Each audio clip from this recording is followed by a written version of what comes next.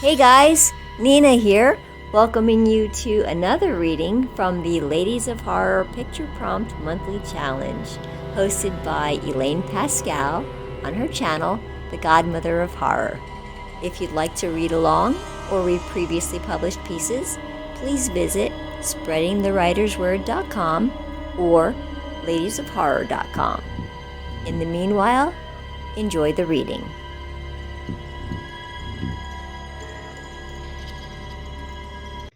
The Path of Least Resistance by Elaine Pascale.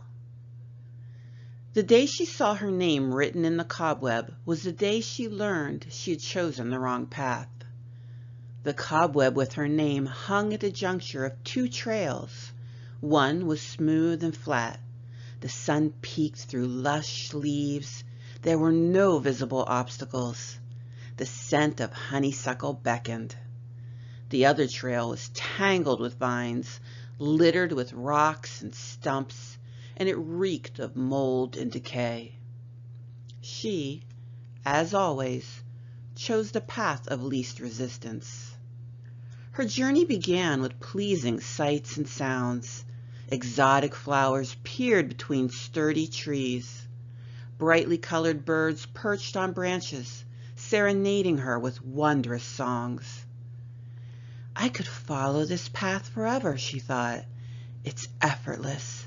It almost carries me along. She continued forward, relinquishing thought to the unobtrusive path. She continued in this somnambulistic state until she reached a bend and saw what awaited her around the corner. The trees at this end of the path were remarkably different. Gone were the birds and lush leaves. Nailed to each tree were body parts, brains, hearts, and eyes. Blood ran in rivulets down the maze-like pattern of cells in the outer bark and pooled in between raised and gnarled roots. As she moved closer, it appeared the dismembered eyes were watching her. "This is not at all what I expected," she confessed. "I thought the path would continue as it had forever." Beyond the organ-strewn trees there was another web, larger than before. She could make out the words, "The End," spun into the threads. A large spider nestled above the letters. While the spider could not speak, its voice filled her head. These are the terminal trees because they mark the end of the path. When travelers arrive here, they make an offering of three things. They offer their brains because they never had much use for them. The spider crawled further on the web, viewing the trees with its 8 ruby eyes.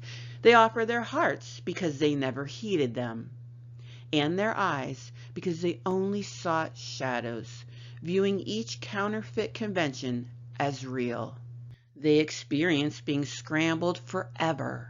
The spider shook its cephalothorax.